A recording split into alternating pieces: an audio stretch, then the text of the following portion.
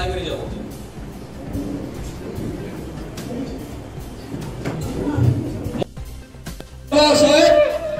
বাবা সাহেব আমার রহে।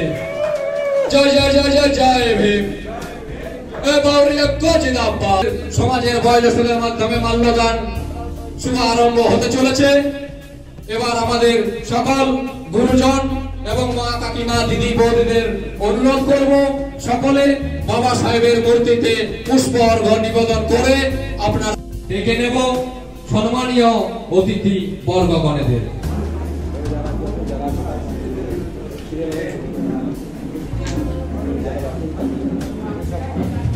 মঞ্চে তাহলে সেটার আবার এনজিও রেজিস্ট্রেশনের মানেটা আমি কি বুঝতে পারছি না। কি সরকার কি আদৌ জানে যে তার এই বোর্ডটা এনজিওতে রেজিস্ট্রেশন হয়েছে?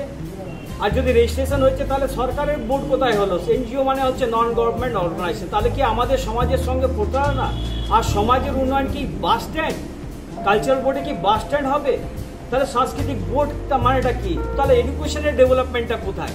আমরা এই জায়গায় একটা হতাশায় পড়ে গেছি। বর্তমানে আপনারা দেখেছেন বিভিন্ন জায়গায় জালি সার্টিফিকেট তৈরি হচ্ছে এসসিদের। আজকে এসসিদের এত জালি সার্টিফিকেট, আমাদের সমাজের বিভিন্ন এসসি সংগঠন অনেক আন্দোলন করেছে, কিন্তু সঠিক আন্দোলনটা পশ্চিমবঙ্গ বারো সমাজ উন্নয়ন সমিতি করেছে। আজকে সিবিআই মামলা হাইকোর্টে করেছে এবং প্রচুর লোকের সার্টিফিকেট জাল ধরা পড়ছে। ডাক্তারিদের চাকরি চলে যাচ্ছে, শিক্ষকদের চাকরি যাচ্ছে। কেন হবে? তাহলে আজকে যদি 14 লাখ সারা পশ্চিমবাংলায় এসসি সার্টিফিকেট জাল হয়, তাহলে আমার সমাজের যারা শিক্ষিত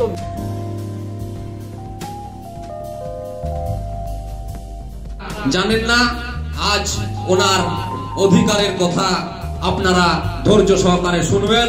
সেই সম্মানীয় রাজ্য সম্পাদক স্বপন কুমার দাস মহাশয়কে আমি মঞ্চে আসন গ্রহণ করার জন্য অনুরোধ করব।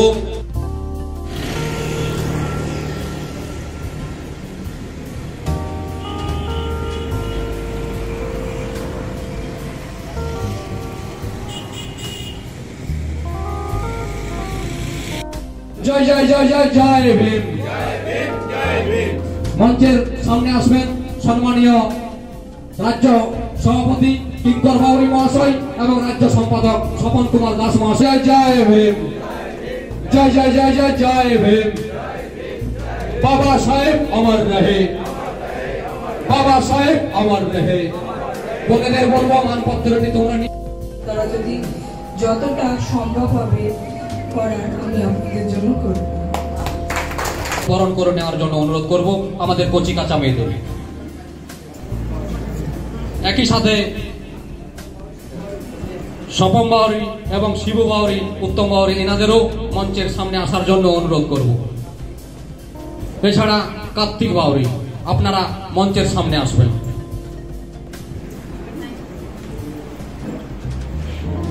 এবং চিনমলক থেকে ডেকে নেব দু চার কথা বলার জন্য বিপ্লব বাউরি। এর আগেও ডেকেছিলাম। বিপ্লব বাউরি, আপনাকে দু চার কথা বলার জন্য সকলে করতালির মাধ্যমে ধ্বনি দেবেন। বাবা সাহেব অমর রহে। বাবা সাহেব অমর রহে। দলিত ঐক্য জিন্দাবাদ। জয় ভীম। জয় জয় জয় জয় জয় ভীম। খুব সুন্দরভাবে অদিতি চক্রবর্তী মহাশয়াকে পশ্চিমবঙ্গ বাউরি সমাজ উন্নয়ন সমিতির পক্ষ থেকে সম্মাননা আমি একই সাথে আসার জন্য অনুরোধ করছি এবং অদিতি চক্রবর্তীকে স্মারক সম্মানটি তুলে দেবেন সকল মহিলা।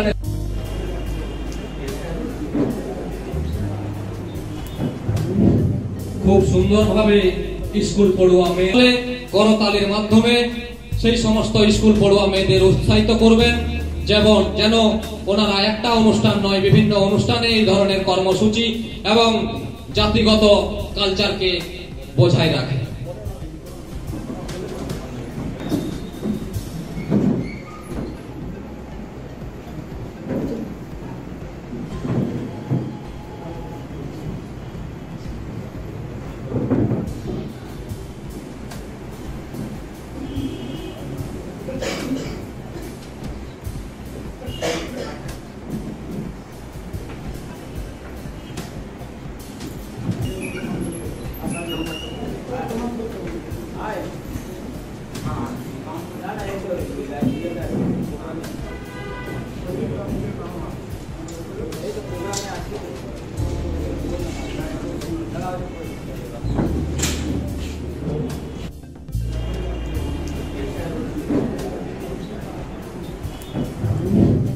খুব সুন্দরভাবে স্কুল পড়ুয়া মেয়ে করতালির মাধ্যমে সেই সমস্ত স্কুল পড়ুয়া মেয়েদের উৎসাহিত করবেন, যেন ওনারা একটা অনুষ্ঠান নয়, বিভিন্ন অনুষ্ঠানে এই ধরনের কর্মসূচি এবং জাতিগত কালচারকে বজায় রাখে।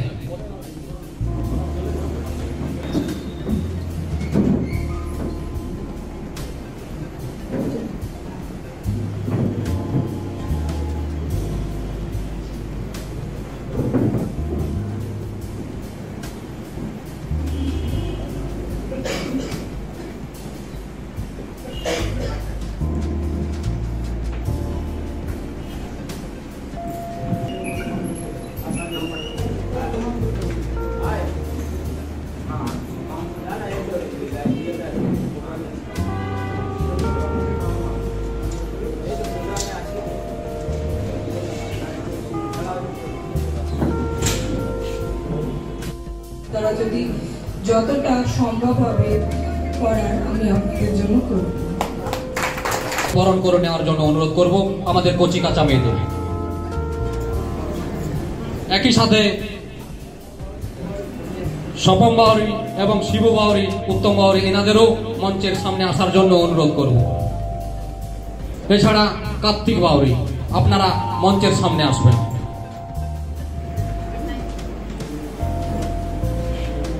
এবং চিনমলক থেকে ডেকে নেব দু চার কথা বলার জন্য বিপ্লব বাউরি। এর আগেও ডেকেছিলাম, বিপ্লব বাউরি আপনাকে দু চার কথা বলার জন্য ডেকে নিচ্ছি। দেরি করবেন না, অনেকেই বক্তা রয়েছেন, প্রায় সন্ধে হয়ে যাবে, দেরি করবেন না, বারবার আপনাদের কাছে অনুরোধ করছি, দেরি করবেন।